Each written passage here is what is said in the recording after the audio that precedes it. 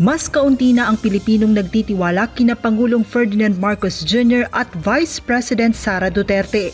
Ito ang lumabas sa pinakabagong SWS survey na kinomisyon ng think tank na Stratbase.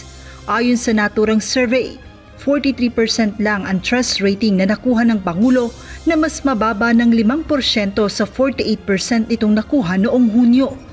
36% ang nagsabing may kaunti silang tiwala sa Pangulo, habang 21% naman ang undecided. Samantala, pagdating naman kay Vice President Sara Duterte, 53% ang nagsabing tiwala sila sa pangalawang Pangulo, pero ito rin ay mas mababa kumpara sa mga nakaraang survey na 61%. 28% ang nagsabing may kaunting tiwala sila kay VP Duterte at 18% naman ang hindi tiyak ang sagot.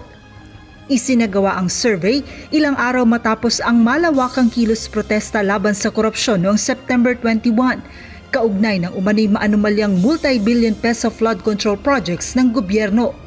Ayon sa Stratbase, ang pagbaba ng ratings ay patunay na mas nagiging mapanuri ang publiko sa mga lider ng bansa at mas hinahanap ang konkretong resulta ng pamamahala.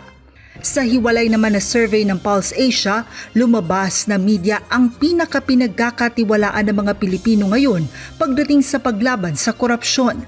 Ayon sa survey, 51% ang nagsabi na malaki ang tiwala nila sa media para labanan ng katiwalian sa pamahalaan.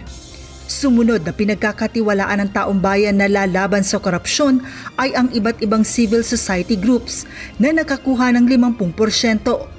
Ayon pa sa Pulse Asia, 37% lang ang nagtitiwala sa Senado, habang 25% naman sa House of Representatives. Ang Office of the Ombudsman ay may 39% trust rating at ang bagong tatag na Independent Commission for Infrastructure o ICI ay nakakuha lamang ng 23%, kung saan 56% ng mga Pilipino ang hindi patiyak sa kredibilidad nito. Habang nakuha ng Department of Public Works and Highways ang pinakamababang tiwala ng publiko, kasunod ng pagkakasangkot nito sa mga katiwalian sa infrastructure project ng pamahalaan.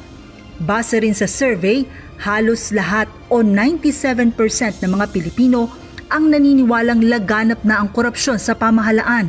Ang survey ay isinagawa mula September 27 hanggang 30, 2025 sa 1,200 respondents mula sa iba't ibang panig ng bansa. Joan Nano, UNTV News and Rescue. Diyos ang aming sandigan, serbisyo publiko ang aming pinahahalagahan.